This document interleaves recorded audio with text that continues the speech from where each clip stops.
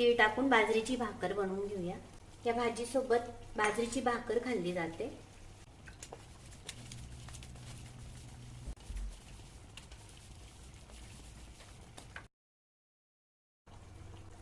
आपण एका बाजूने तीळ लावून घेणार आहोत।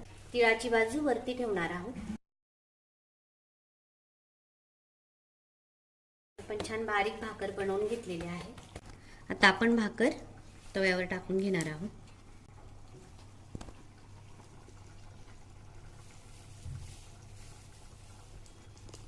भाकरीला पाणी लावून घेऊया। याला पण आपण थोडं तीळ लावून घेऊया, म्हणजे दोन्ही साइडने तीळ लागतील। पाणी सुकलेलं आहे भाकरीवरचं। आता आपण पलटून घेऊया। भाकर तयार झालेली आहे। आता आपण हिला फुगवून घेऊया।